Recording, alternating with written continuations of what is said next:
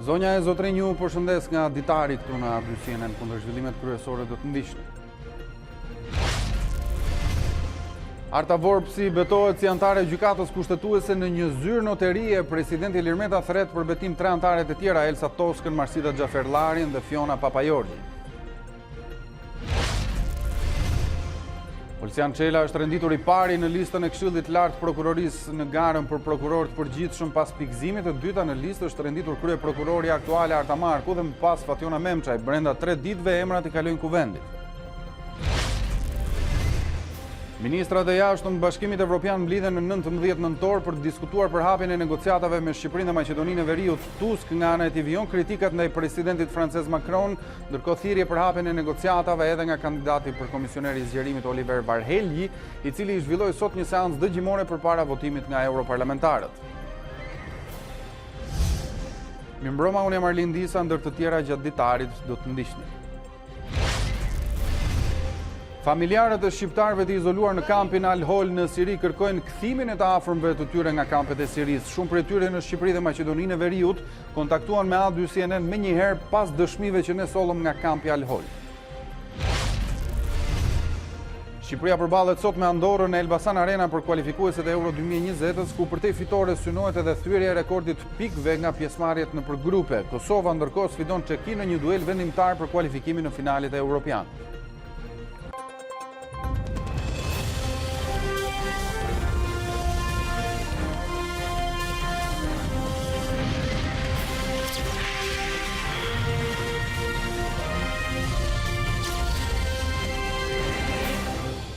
Prej disa ditësh, A2 CNN në një përpjekje për t'i dhënë zë grave dhe fëmijëve të harruar në Siri solli dëshmitë e tyre nga kampi Al-Hol.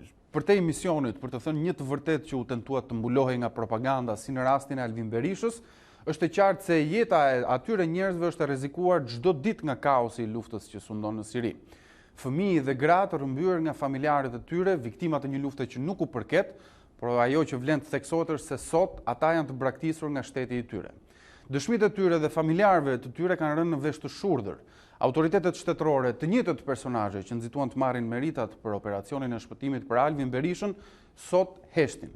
Është vërtet që ndoshta ato nuk mund të hyjnë në disa vende që ne gazetarët kemi më shumë guxim apo mundësi, por ama ky shtet dhe kjo shoqëri nuk mund të rrinë të shurdhët ndaj thirrjeve për ndihmë të fëmijëve dhe grave të burgosur në kampet e pasluftës.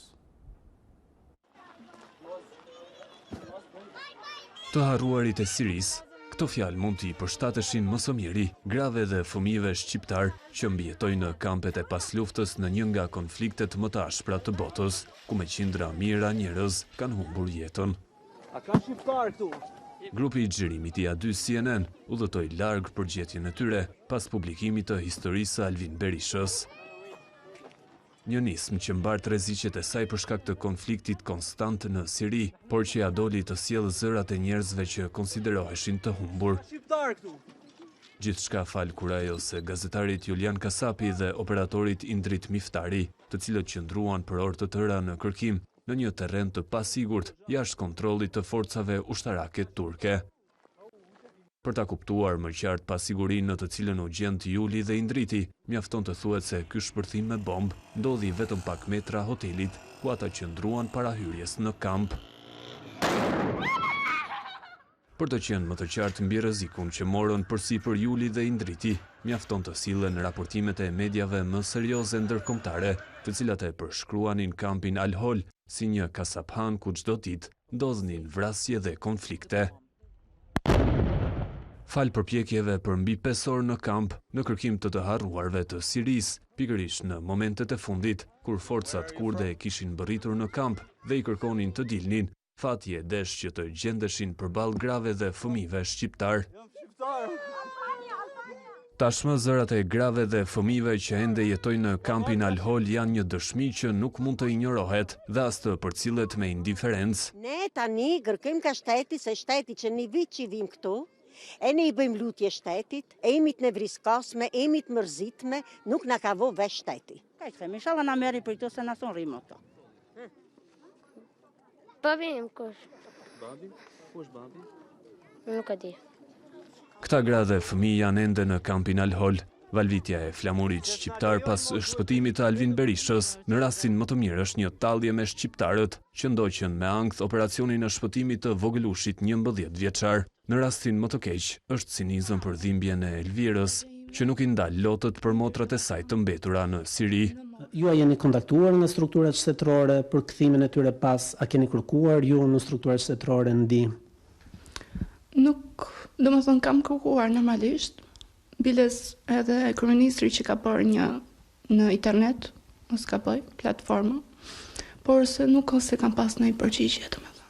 Cinizëm për Xhetanin, që nuk kalon asnjë ditë pa qarë për nipin dhe mbesën e tij, e vën 14 vjeçare dhe i ndritin 11 vjeç, të dy të mbetur në ferrin e Sirisë. Dy fëmijët që ndihmuan Alvin Berishën t'i shkruante babait të tij dhe që vuri në lëvizje shtetin italian për ta sjellë në shtëpi. Nuk ka ditë që ka le pa qaj erun, ka 6 vjetë.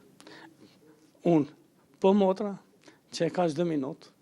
Në çdo frimarrje të saj është e brengosur, e lënduar nga rrëmbimi i fëmijëve, më themu. Cinizëm për Tahir Balliun, nga Dragostinja e Pogradecit, një njeri i dorëzuar tashmë për fatin e të afërmëve të tij në Siri dhe që nuk i mbetet veç se të justifikojë ikjen e tyre drejt ISIS. Kërkuju ndihmë në shtet? Po, çunit i kam thënë, më ka thënë që unë kam kërkuar, kam bërë kontakt me të policisë, na kanë thënë që fjalë të mira, a kupton?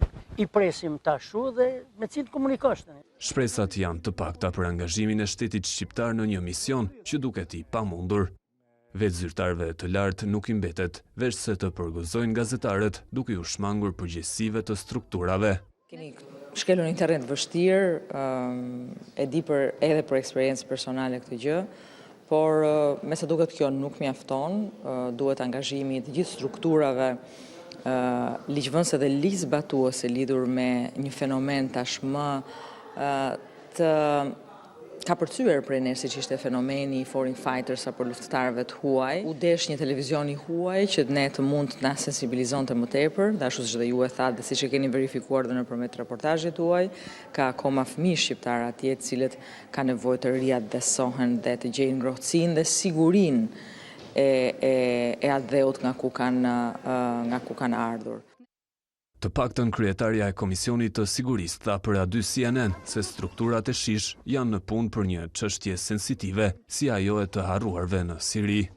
Filluar nga viti 2014 të paktën dhe deri më sot, ka pasur shtetas të këtyre shqiptarë që nuk janë bërë, po themi publik, lajmi për kthimin e tyre, ndërkohë që shërbimi informativ shtetëror dhe agjencitë të tjera ligjzbatuese kanë qenë vazhdimisht në monitorim të këtyre personave. Shpëtimi i të harruarve nga kampi famkeq Al-Hol në Siri për ekspertët e sigurisë është një zhvillim që zvogëlon kërcënimin për Shqipërinë. Duke folur në transmetimet speciale të A2 CNN, ata i bën thirrje shtetit që ta shqyrtojë me kujdes këtë çështje dhe të mos bëhen padashur nxitës të ekstremizmit. Zvogëlohet kërcënimi në teatr duke larguar këta individ nga ajo zonë luftarake. Dyta, zvogëlohet kërcënimi i ardhshëm për Shqipërinë. Sepse mendonin që kjo ideologji do të mbartet, edhe disa nga këta luftëtarë të huaj do të kenë mundësinë të riveprojnë ose do të infiltrojnë përmes grupeve kriminale të ndryshme dhe nesër pas nesër në mënyrë të jashtëligjshme do të kthehen në Shqipëri. Kjo mendoj mund të jetë një rrezik gjithashtu. Si dhe mbi të gjitha zvogëlohet dhe baza ideologjike, sidomos ajo bazë ideologjike e cila nxit urrëtitjen, nxit ekstremizmin në vendin tonë. Pra, neve nuk po I trajtojmë të gjitha elementet e ekstremizmit të dhunshëm, të gjitha aspektet e ekstremizmit të dhunshëm që ekzistojnë në shoqërinë tonë.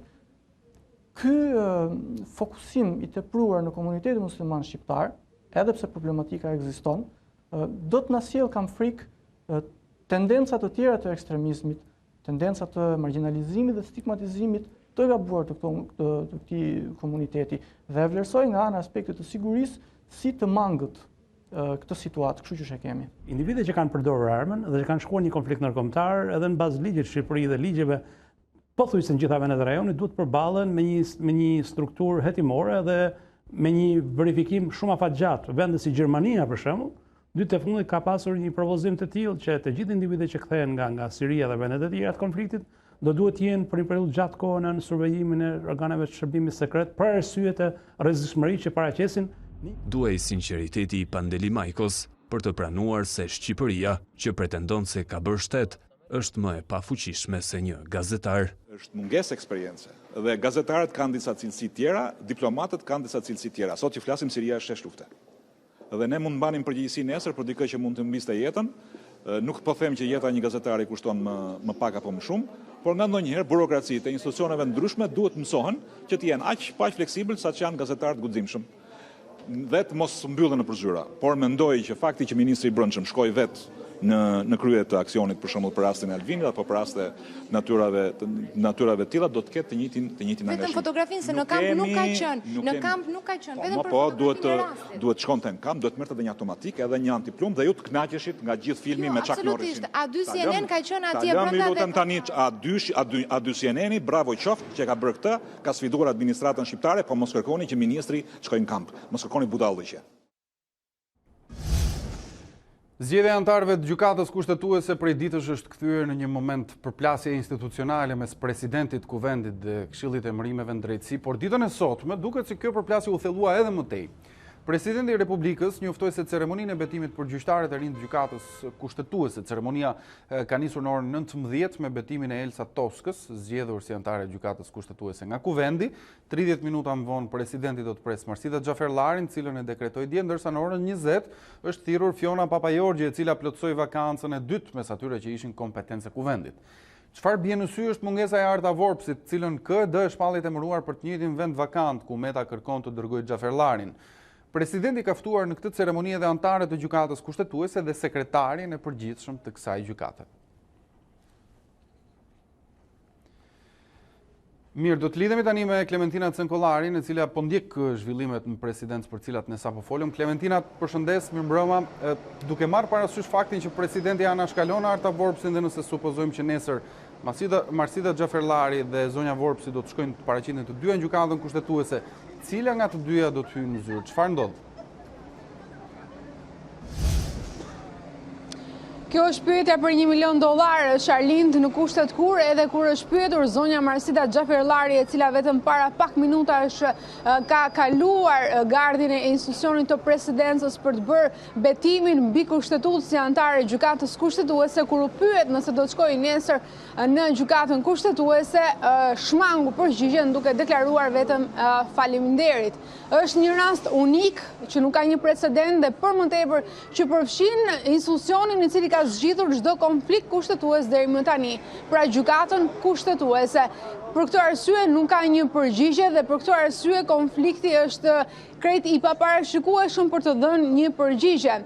Gjithsesi, gjithçka u ndërlikua më shumë sot kur gjatë mëngjesit zonja Vorpsi bëri publik qëndrimin e saj dhe dokumentat përmes të cilave ishte betuar duke zvendësuar presidentin e Republikës me një noter të këtij shteti dhe duke bërë aty betimin si anëtare e gjykatës kushtetuese. Ajo në këtë mënyrë është vetë shpallur anëtare e kushtetueses, por më vonë gjatë ditës majoranca bëri lëvizje e saj dhe thirrja përmes rezolutës që do të jetë nesër në seancë plenare është që të njihet e drejta e zonjës Vorpsi për të ushtruar detyrën e saj si anëtare e gjykatës kushtetuese. Një skem shumë e komplikuar kjo, do thoja unë, e cila nuk lë mundësit për të bërë parashikime. Megjithatë, unë ftoj të ndjekim kronikën që sjell një përmbledhje të asaj çfarë ka ndodhur sot dhe veçanërisht betimin tek noteri të zonjës Vorpsi. Arta Vorpsi është betuar si anëtare e gjykatës kushtetuese në një zyrë noterie. Lajmi konfirmohet nga burime zyrtare pranë Këshillit të Emërimeve në Drejtësi, por dhe nga vetë zyra notariale ku është bërë betimi. Për këtë procedurë, Vorpsi ka njoftuar institucionin e presidentit, Këshillin e Emërimeve në Drejtësi dhe vetë gjykatën kushtetuese. A2 CNN disponon dokumentacionin notarial të firmosur nga noterja Miranda Xhemalqe, e cila garanton se Arta Vorpsi është betuar si anëtare e gjykatës kushtetuese përmes një nënshkrimi deklarues. Në këtë shkresë të firmosur prej saj, Arta Vorpsi deklaron: Në cilësinë e gjyqtares së gjykatës kushtetuese të emërtuar nga KED dhe të botuar në fletoren zyrtare, me vullnetin dhe gatishmërinë për të ushtruar menjëherë funksionin e gjyqtarit kushtetues dhe me dorën e vendosur mbi kushtetutë, betohem se gjatë kryerjes së detyrave të mia do t'i qëndroj kurdoherë besnike kushtetutës së Republikës së Shqipërisë. Burime nga mazhoranca i thanë aty CNN se procedura është rakortuar me partnerë ndërkombëtar dhe mbështetet në një rekomandim të Komisionit të Venecias, që i cilëson betimet si akte të thjeshta ceremoniale. Në fund të ditës së punës, për të shmangur komentet mediatike, Vorpsi zgjodhi të largohej nga institucioni nëpërmjet një daljeje alternative. Ndërkohë dy CNN kontaktoi me zonjën Marsida Xhaferllari, e cila për të njëjtën vakancë u dekretua nga presidenti Meta si antare e gjykatës kushtetuese. E pyetur nëse është njohur me betimin e Arta Vorpsit para noteres, ajo tha se nuk preferonte të komentonte. Nuk është në natyrën time të përfshihem në debate, aq më pak për natyrën e pozicionit në të cilin jam dekretuar. Presidenca e komentoi me ironi këtë zhvillim, zëdhënësi Metës tha në mediat sociale se presidenti i Republikës nuk ndalon askënd të betohet as te noterja e as te parukierja. Jem sërish në komunikim të drejt për drejt me Klementina Cenkollarin. Klea, po ndërkohë, deri më tani ka patur një reagim nga ndërkombëtarët për përplasjen institucionale të presidentit me parlamentin dhe Këshillin e Mërimeve në drejtësi? Po Arlind, ka pasur një reagim dedikuar fakt pyetjes që aty CNN i drejtoi zyrës së Bashkimit Evropian, i cili është institucioni vetëm që ka reaguar se përket konfliktit veçanërisht të rezultuar gjatë ditës së sotme. Zëdhënësja e Bashkimit Evropian, zonja Maja Kocijançik, i ka bërë thirrje të gjitha institucionet që janë përfshirë në këtë konflikt që ta zgjidhin atë sa më parë, pra të zgjidhin konfliktin e interpretimit sa më parë dhe në mënyrë që të krijohet dhe të kompozohet e plot gjykata kushtetuese. Shqipëria, thotë zëdhënësja e Bashkimit Evropian, ka nevojë për një gjykatë kushtetuese funksionale sa më shpejt që të jetë e mundur. Është thelbësore për qytetarët e Shqipërisë që të zbatohet shteti ligjor dhe po ashtu është thelbësore edhe për rrugën e Shqipërisë drejt Bashkimit Evropian. Janë 4 pika përmes të cilës i përgjigjet Bashkimi Evropian konfliktit kushtetues mes institucioneve sa përket gjykatës kushtetuese. Më herët ka pasur gjithashtu reagime si nga Bashkimi Evropian dhe nga Shtetet e Bashkuara, por reagimet janë referuar votimit nga Kuvendi i Shqipërisë, 2 antareve të tjera të gjykatës kushtetuese, zonjës Fiona Papajorgji dhe zonjës Elsa Toska. Ndërkohë do doja të shtoj Arlind që në këtë momente që ne flasim, kur ora shënon 19:17 minuta, në institucionin e presidentës për të bërë betimin e tyre ndodhet zonja Elsa Toska, e cila ka mbërritur e para, dhe më pas zonja Marsida Xhaferllari, e cila ka arritur rreth orës 7:05 minuta. E fundit që pritet të bëjë betimin është zonja Fiona Papajorgji. Natyrisht do të sjellim momentet e betimit të tyre, sikurse do të ndjekim edhe gjatë ditës së nesërme në gjykatën kushtetuese për të marrë një përgjigje për pikpyetjen që ti ngrite pak më herët. Kush do të jetë nesër për të ushtruar funksionin e antares, zonja Marsida Xhaferllari apo zonja Vorpsi? Klementina Cenkollari, unë të falenderoj për detajet që shpjegove dhe këtë komunikim të drejtë. Kuvendi ndërkohë pritet miratoj nesër një projekt rezolut ku do t'i kërkojë institucioneve të tjera të injorojnë presidentin e Republikës në lidhje me dekretin e tij për Marsida Xhaferllarin si antare e gjykatës kushtetuese. Projekti rezoluta e quan këtë veprim të Metës një akt jashtë kompetencave të tij që minon funksionimin e gjykatës kushtetuese. Emërimin e Marsida Xhaferllarit si antare të gjykatës kushtetuese, Kuvendi e sheh si një akt jashtë kompetencës kushtetuese të presidentit që minon rifillimin e funksionit të gjykatës kushtetuese. A2 CNN ka siguruar ekskluzivisht draft rezolutën që pritet ta votojë në një seancë të posaçme para ditën e së premtes.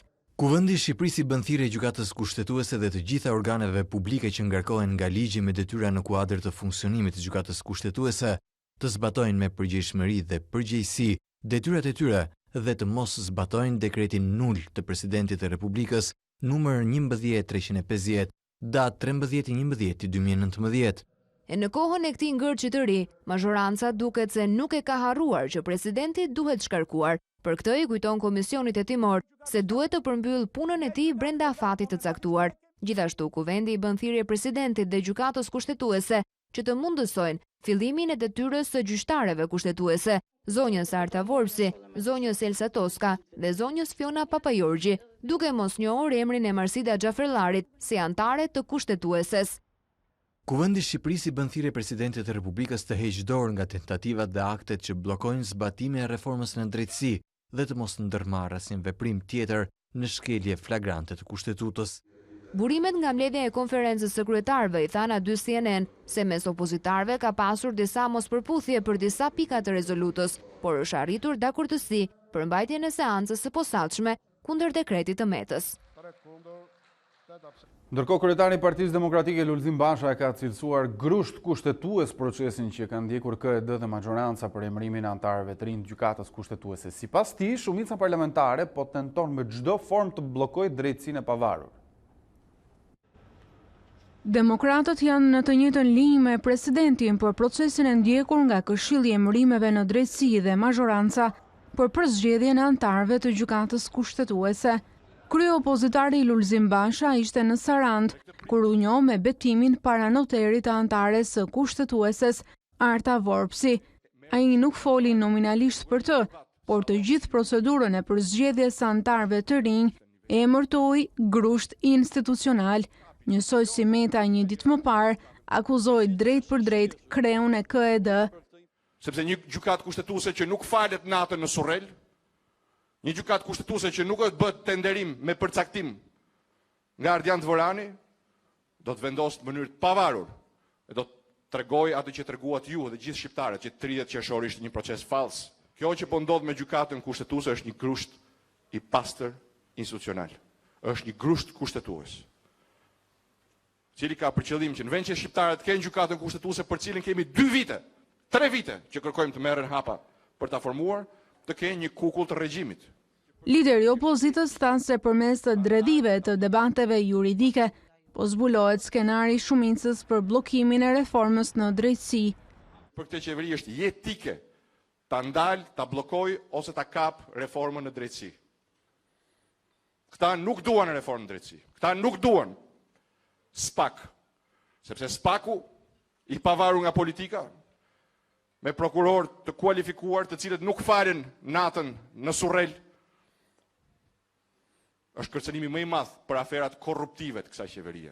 Deklaratat e kreut të Partisë Demokratike Lulzim Basha nga Saranda u ndoqën nga reagimi i sekretarit të përgjithshëm Gazmend Bardhi, i cili tha se betimin tek noteri i kandidates së vetëshpallur si antare e kushtetueses Arta Vorpsi e kthen Shqipërinë në kohët më të errta të diktaturës komuniste. Me aktin partijak notarial, kandidatja e përdorur nga Edi Rama provon se nuk mund të jetë as ligjërisht dhe as moralisht garante e kushtetutës. Te noteri mund të bësh edhe njësimin me origjinalin të Ardian Dvoranit me Edi Raman, por kjo nuk të mundson ligjërisht ushtrimin e detyrës si antar e gjykatës kushtetuese. Me këtë skenar për shkeljen skandaloze të kushtetutës në vend që të përmbush kushtet gjermane për standardet europiane të drejtësisë së pavarur, Edi Rama po zbaton parimin nazist. Çfarë është e mirë për Hitlerin është ligjore. Bardhi vlerësoi profesionalisht Vorpsin duke deklaruar se veprimi i saj ka qenë i detyruar.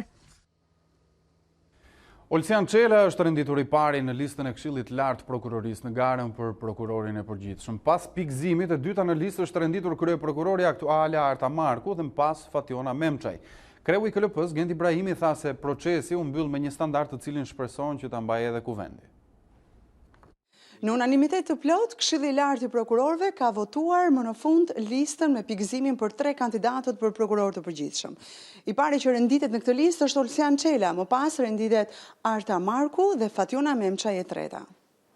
Ne sot bëm aritmetikën dhe vlerësimin, pikëzimin e kandidatëve sipas asaj rregullore cilën ne kemi miratuar gjatë që në mars. Ajo rregullore parashikonte që ne do t'i vlerësonim kandidatët përkundrejt 4 grupeve të kritereve. Një grup kriterë që kanë të bëjnë me aftësitë e tyre profesionale, një grup kriterë që kanë të bëjnë me integritetin e tyre personal, një grup kriterë që kanë të bëjnë me aftësitë e tyre drejtuese menaxheriale dhe së fundi një grup kriterësh shtesë, të cilat do të lejonin Këshillit merrte parasysh disa nuanca në lidhje me personalitetin e kandidatëve. Zoti Olsian Çela me 459 pikë. Kandidatja e dytë është zonja Arta Marku me 406 pikë. Dhe kandidatja e tretë është zonja Memçaj me 362 pikë. E pavarësisht vlerësimeve që kanë bërë 11 antarët e Këshillit të Lartë të Prokurorëve për secilin kandidat, duke parë anën profesionale, dinjitetin, por edhe anën menaxheriale të tyre, Kuvendi do të vendos një emër nga 3 antarët e përzgjedhur tashmë. Votoj atë që ne renditëm të parin. Me 14 dhjetor do ta kemi prokurorin përgjithshëm. Tani nuk është më në dorën tonë, është në dorën e kuvendit, megjithatë nuk shoh ndonjë arsye për më ndryshe për kuvendin. E nëse kuvendi nuk do të ketë vullnetin politik për të miratuar me 84 vota prokurorin e përgjithshëm të Shqipërisë, atëherë vendimarrjen do ta marrë sërish Këshilli i Lartë i Prokurorëve, i cili shpall si prokuror të përgjithshëm personin i cili ka pikët maksimale dhe i vlerësuar i pari në listë. Për A2 CNN Antuena Allabani. Mirë, ne do të shkëputemi për një hapësirë të shkurtër, kthehemi pas pak. Jemi sërish në transmetim të drejt për drejt në Ditarin, këtu në A2 CNN. Hapja e negociatave me Shqipërinë dhe Maqedoninë e Veriut është kthyer në agendën e Bashkimit Evropian. Krerët e diplomacisë së Unionit do të diskutojnë në mbledhjen e 19 nëntorit për hapjen e negociatave për dy vendet. Futja në agjendë e këtij diskutimi është bërë me kërkesë të Italisë, e cila ka kërkuar me këmbgulje që Tirana dhe Shkupi të marrin dritën jeshile për negociatat. Pritet ndërkohë që të shihet qëndrimi që do të mbajë Franca dhe Olanda, të cilat kundërshtuan në tetor për parimin e dy vendeve drejt BE-s. Këshilli Evropian pritet mblidhet në dhjetor, por nuk do të ketë vendim për negociatat e antarësimit. Në samitin e tetorit, kujtojmë që u dakordësua që çështja e negociatave të trajtohej para samitit të Zagrebit për Ballkanin Perëndimor që mbahet në maj të 2020-s. Në ditët e fundit, si presidenti i Këshillit Evropian Donald Tusk kritikoi presidentin francez Emmanuel Macron për qasjen ndaj Ballkanit Perëndimor. Për të nuk do të ketë sovranitet në Europë nëse rajoni nuk integrohet me pjesën tjetër të kontinentit. I kanë mbetur edhe pak ditë në krye të Këshillit Evropian dhe po shfrytëzon kohën e mbetur për të vënë pikat mbi i. Në një fjalim në Kolegjin Evropian në Brush, Donald Tusk nuk ja kurseu kritikat presidentit francez Emmanuel Macron, lidhur me deklaratën se NATO kishte pësuar vdekje cerebrale, qëndrimin e tij ndaj Rusisë, por kryesisht për veton ndaj hapjes së negociatave me Shqipërinë dhe Maqedoninë e Veriut. Lidhur me presidentin francez, një prej liderëve të padiskutueshëm të Bashkimit Evropian dhe miku i më i mirë, dua t'i them atij se edhe unë ndaj të njëjtën ëndër për sovranitet në Europë. Por nuk duhet të ketë sovranitet në Europë pa një Ballkan të stabilizuar, të integruar me pjesën tjetër të kontinentit dhe nuk duhet të jesh historian për ta kuptuar këtë. Çështja e zgjerimit u rikthye në vëmendje gjatë samitit të Parisit për klimën, kundër të tjerë ishin të pranishëm dhe liderët e Ballkanit Perëndimor. Presidenti i Maqedonisë së Veriut Stevo Pendarovski tha pas takimit me Macron se Parisi pret që vendet e bllokut të japin opinionin e tyre brenda 1 ose 2 muajve mbi një propozim për reformimin e metodologjisë për çështjen e negociatave. E megjithatë, Macron pretendon se nuk po ofron një alternativë ndaj integrimit në Bashkimin Evropian. Negociatat e antarësimit me Shqipërinë dhe Maqedoninë e Veriut duhet hapen përpara samitit Kroacisë, u shpreh kandidati hungarez për komisioner të zgjerimit dhe fqinjësisë Mir Oliver Varhelyi, i cili shpalosi planet e tij në Parlamentin Evropian. Kandidati për komisioner i fqinjësisë së mirë dhe zgjerimit Oliver Varhelyi shpalosi planet e tij për Ballkanin Perëndimor në Komisionin për Politikë të Jashtme të Parlamentit Evropian në seancën dëgjimore. Kandidati i propozuar nga Hungaria tha se në asnjë moment Brukseli nuk ka vendosur në dyshim për kushtimin e Bashkimit Evropian ndaj këtij rajoni. Duhet të sigurojmë që Maqedonia e Veriut dhe Shqipëria të kenë hapur negociatat e antarësimit përpara samitit të Zagrebit. Duhet të punojmë në shqetësimet që lidhen kryesisht me azilin, kërkesat false të azilit që lidhen me korrupsionin dhe pjesë të tjera të sundimit të ligjit. Ai theksoi gjatë seancës dëgjimore se do të bashkëpunojë me autoritetet në Tiranë dhe Shkup për të hequr këto shqetësime dhe që të përmbushin kushtet e kërkuara, ndërsa ngriti problemin e largimit të trurit nga Ballkani Perëndimor, siç konsiderohet ndryshe emigrimi i punonjësve të kualifikuar. Shifrat janë shumë kritike. Ne kemi vërejtur se rreth 40% e popullatës në Ballkanin Perëndimor është larguar, dhe ata janë të gjithë profesionistë të rinj, të cilët mund të bëjnë që ekonomia të punojë. Ne duhet i tërheqim pas ata. Kandidati foli edhe për dialogun mes Kosovës dhe Serbisë, për të cilin nënvizoi se duhet të përmbyllet brenda 2020-s me një marrëveshje. Varhelyi është emri i dytë i propozuar për komisioner nga Hungaria, pasi i pari u refuzua nga Parlamenti Evropian. Me buxhetin e vitit 2020, qeveria nuk plotëson kërkesën e studentëve për rritje të fondeve për arsimin deri në 5% të prodhimit të brendshëm bruto. Ministri e Arsimit Besa Shahini ka pohuar në Komisionin e Edukimit se rritja e financimeve deri në këtë nivel nuk është objektiv, pasi mundësitë nuk ekzistojnë. Sipas saj, kjo arrihet vetëm po u rritën taksat. Buxheti për arsimin nuk do të rritet në 5% siç ishte kërkuar nga studentët në protestat e dhjetorit të kaluar, jo vetëm vitin e ardhshëm, por as në vijim. Niveli financimit të këtij sektori, të konsideruar si një nga prioritetet e qeverisë, ka qenë fokusi i debatit në Komisionin e Edukimit. Sipas ministres së Arsimit Besa Shahini, niveli 5% nuk është objektivi i qeverisë, pasi mund të arrihet vetëm nëse do të rriten taksat që paguajnë individët. Sa është respektuar pakti për universitetin nga qeveria dhe si është reflektuar në buxhetin 2020? Si pjesë e paktit për universitetin, ne nuk e kemi thënë që do rrisim në 5%. Ne duam gjithsesi të rrisim buxhetin nga viti në vit. Rritjet, nëse keni parë edhe planifikimin afat mesëm, ka rritje të mëdha të planifikuara për vitin 2021 dhe sidomos për vitin 2022, dhe unë po shpresoj që do arrim shumë shpejt në 4.2-4.5% të bruto produktit vendor. Sot e kemi me $570 investimin për student, në moment që këto lloj vendesh e kanë $10.800. Është një diferencë prej 20 herësh të lloj forme, siç e sa lekë kemi dhënë arsimit, jo vetëm që nuk është prioritet kombëtar, po ky është nga të fundit dhe nëse ambicia e shqiptarëve është për të shkolluar fëmijët e tyre, ajo që po ndodh me arsimin shqiptar është një katastrofë. Shifra 5% është objektivi OECD-s. Ndërsa zonja ministre ju shpjegon juve se si bëhet diskutimi publik në Shqipëri për shifrën 5% të GDP-s që mendoni ju. Nuk kemi objektiv as te pakti universitetit për sa përqind të GDP-s, sepse kemi të ardhurat personale që tatojnë me një vlerë më të ulët. Në buxhetin e vitit 2020, arsimi do të marrë më shumë fonde për shpërndarjen e teksteve shkollore falas për 250.000 nxënës, trajtimin me kuoto ushqimore për nxënësit nga shtresat në nevojë dhe investimet të tjera kryesisht për rikonstruksione shkollash. Nga pakti për universitetin, ndërkohë, do të vijojë subvencionimi i tarifave dhe mbështetja për nxënësit e ekselencës, që ka rritur ndjeshëm shpenzimet për arsimin e lartë krahasuar me vitet e kaluara.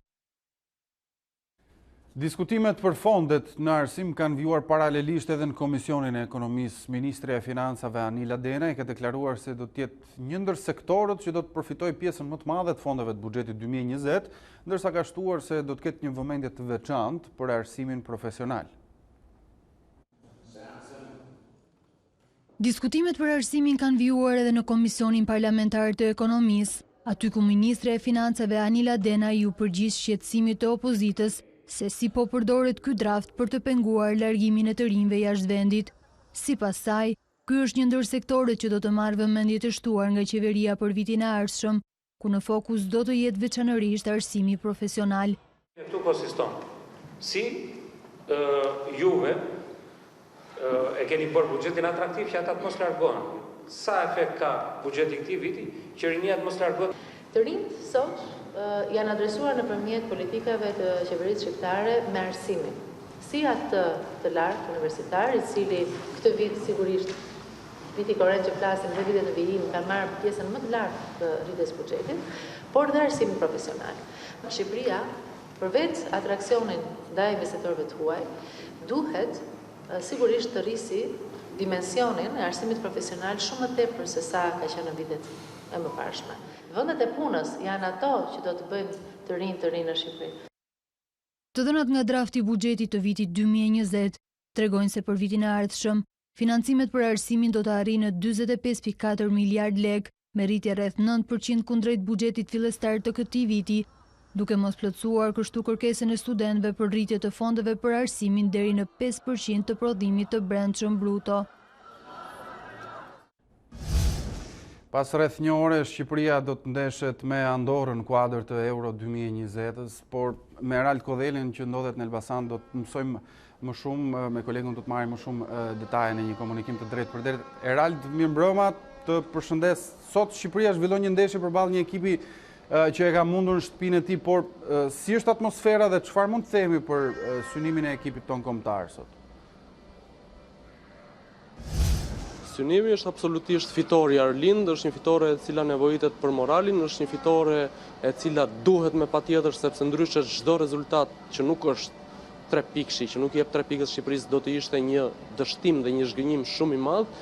Duhet kjo fitore mbi të gjitha edhe për të shpresuar deri në fund për të arritur vendin e tretë në grup në këto kualifikuese të Euro 2020, edhe pse Shqipëria është matematikisht jashtë garës për të kualifikuar, duhet fitore mbi të gjitha sepse në fund pastaj Shqipëria i mbyll kualifikueset ndaj Francës dhe morali i skuadrës do të ishte krejt ndryshe përpara këtij takimi. Fatkeqësisht për atmosferën mund të themi që është ende shumë e vakët, deri më tani, të paktën sipas burimeve zyrtare, janë më pak se 4000 bileta të shitura. Shpresoj që gjatë këtyre 60 minutave të fundit përpara ndeshjes tifozët të rendin në stadium, të rendin për të mbështetur kombëtaren shqiptare, sepse kjo ndeshje është vlerësuar si tetë e rëndësishme nga të gjithë protagonistët, duke nisur nga trajneri Edi Reja për të vjuar me kapitenin Elseid Hysaj apo edhe futbollistët e tjerë kuqezi. Ndërkohë Real, me çfarë formacioni do të luajë kombëtarja sot për Ballon d'Or? Formacioni mbetet i njëjti 3-5-2, të paktën për sa i takon skemës, ndërkohë që ka shumë ndryshime te lojtarët që do të zbresin fushën e lojës. Ndryshimet nisin nga porta, aty ku nuk do të jetë Tomas Trakosha, por aktivizohet titullar Etrit Berisha për të vjuar në mbrojtje, ku konfirmohen vetëm Ismaili dhe Gjimshiti, ndërkohë që vendin e Dermakut e merr Veseli. Mes fusha është totalisht e ndryshuar, sepse Ndoj aktivizohet në qendër, talenti shqiptar i cili militon te Breshja, Ramadani gjithashtu dhe Memushaj, i cili ka arritur të rikuperohet dhe të jetë gati për të qenë dispozicion të skuadrës. Nga krahët ka risi të mëdha, sepse Lorenz Strashi do të aktivizohet majtas, ndërkohë që Odise Roshi do të aktivizohet në krahun e djathtë, aty ku teorikisht duhet të ishte kapiteni Elseid Hysaj. Për sa i takon sulmit, vetëm aty nuk ka ndryshime nga lojtarët që mendoj se do të aktivizon dhe trajneri Edi Reja, ata janë Bekim Balaj dhe Rej Manaj, dhe këto ndryshime të munguara në sulm lidhen edhe me faktin se Florian Kamberi, futbollisti i cili pritej të debutonte me përfaqësuesen shqiptare, ende nuk ka marrë lejen nga Federata Zvicerane dhe nuk mund të jetë në dispozicion të skuadrës për të aktivizuar në këtë sfidë ndaj Andorrës. Ndërkohë, në krahun tjetër e Real, Kosova do të luajë për jetë vdekje përballë Çekisë në një ndeshje jetike për fatin e kualifikimit të saj. Si vinë dardanët në këtë sfidë? Nëse Shqipëria të paktën në letër ka një ndeshje shumë të thjeshtë përballë Andorrës, përballë një kundërshtari modest, Kosova realisht ka një sfidë për jetë vdekje, atë që luhet në Plzen të Çekisë, sepse dardanëve i nevojiten të paktën sipas llogarive matematikore, i nevojiten 4 pikë në 2 ndeshjet e fundit. Një fitore ndaj Çekisë, që është skuadra e vendit të dytë në grup dhe që Kosova i ndjek me vetëm 1 pikë diferencë, dhe më pas një barazim i mundshëm në shtëpi përballë Anglisë, do të bënte që Kosova të realizonte një mrekulli të jashtëzakonshme, të pabesueshme, ndoshta duke siguruar një vend për në fazën finale të Europianit 2020. Ka shumë mungesa skuadra e drejtuar nga Shalan, duke nisur nga Muriqi, njeriu simbol, njeriu sulmuesi, lojtari i golit të Kosovës, megjithatë ka absolutisht shumë talent përfaqësuesja e dardanëve dhe mund t'ja dali dhe shpresojmë që do t'ja dalë të arrijë një fitore sot në Çeki. Shpresoj më të mirën dhe për Shqipërinë dhe për Kosovën, unë ndërkohë të falenderoj Real për informacionet që na solla.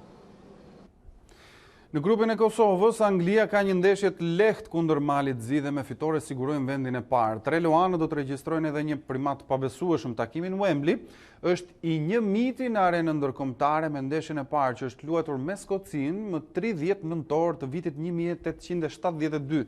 Në grupin në grupin B, Portugalia dhe Serbia vijojnë duelin në distancë për vendin e dytë në ndeshjet ndaj Lituanisë dhe Luksemburgut, ndërsa Ukraina, e cila ka siguruar kualifikimin, sot është pushim. Botuesit ftojnë lexuesin e vogël në stendat e panairit. Më shumë se 200 tituj janë ekspozuar vetëm për të vegjëlit. Misioni për të edukuar një brez të ri të ketë mik librin është e vështirë, e megjithatë nuk është e pamundur. Në këtë edicion të 22 të librit, një vend të rëndësishëm kanë edhe botimet për këtë grup moshë. Botimi më i fundit është Aventurat e pazakonta të shegertit të vogël. Është një histori shumë e bukur, është autorja kroate Ivana Brlić-Mazuranić, është një libër temi që si për rradhat e Pipi Çorapegjatës, ajo lloj dashurie dhe ajo lloj vjetërsie në kohë themi e këtij libri. Unë do të evidentoja një seri që vjen nga Dave Pilkey, i cili tashmë është bërë një bestseller, ka Aventurat e Kapiten Brekushit. Është një libër që krijon një vetbesim shumë të lartë tek fëmia dhe ai shikon që për një kohë të shkurtër arrin të lexojë një libër të tërë. Ashtu sikurse është dhe që seria e Qenit Njëri që vjen po nga i njëjti autor. Për herë të parë kemi përmbledhjen e prallave të vëllezërve Grimm. Është një botim shumë i bukur. Këtu gjenden pothuajse të përmbledhura të gjitha prallat dhe kanë ardhur me një përkthim mjeshtror nga përkthyesja jonë. Po ashtu, nga letërsia italiane kemi zgjedhur botimet më të mira për fëmijë, me emrat më të spikatur të letërsisë italiane. Unë si vjetë zgjodha të jem autore, këtë ma diktoj faktikisht vajza ime, duke qenë se bën një thes me pyetje çdo ditë dhe inspiruar nga pyetjet e saj, unë pas një viti punë erdha me këtë libër, Gënjeshtra të bardha. Një element shumë i rëndësishëm i aventurave të jashtëzakonshme të Charlottës janë edhe skicat, ilustrimet që e bëjnë as pak të mërzitshëm një lexim, por shumë zbavitës në fakt. Është e vërtet, libri është shkruar nga Alice Pantenmüller, ndërkohë që ilustrimet janë nga Daniela Koll. Në të vërtetë, të gjithë situatat të cilat kalon Charlotta përjeton ajo, qoftë në shtëpi, qoftë në shoqërinë e saj me shokët, qoftë edhe në ambientet e shkollës, janë situata shumë komike. Dhe akoma më të lexueshme, më të qartë, më komike, i bëjnë këto situata dhe jetën e saj edhe ilustrimet e këtij libri, të cilat ndihmojnë jo vetëm që të kuptohet më mirë, por njëkohësisht i shtojnë dozën e humorit çdo situate që ajo kalon. Nëse do t'u sugjeronim një grup moshe të caktuar, kujt mund t'i adhurojmë këtë libër? Atëherë këtë libër mund t'i adhurojmë fëmijëve nga mosha 9 deri 11 vjeç. Është e vërtet që autorët shqiptar për fëmijët e vegjël janë të pakt, po aq e vërtet sa edhe misioni i autorëve të njohur që rikthehen me vepra për të vegjëlit. Si rrallëherë, numri i eventeve ku lexohet dhe promovohet për publikun e vogël është thuajse i njëjtë me eventet që shtëpitbotuese sjellin për të rriturit, dhe kjo atmosferë mikpritse do të vijojë deri mbrëmjen e kësaj të diele.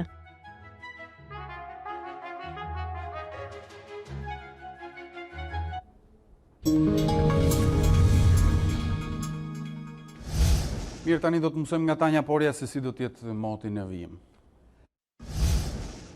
Mirëmbrëma të nderuar shikues të A2CNN, le të njihemi me kushtet e motit për orën e vijim dhe ditën e nesërme. E premtja do sjell kryesisht mot të kthjellët, kjo në zonat lindore të Shqipërisë, ndërkohë vijojnë kthjellimet dhe vranësirat e herpashershme në zonat e ulësirës perëndimore, ku nuk do të mungojnë dhe rreshjet e pakta dhe të përkohshme, kryesisht gjatë orëve të mesditës dhe më së shumti në jug perëndim dhe veri perëndim të territorit shqiptar.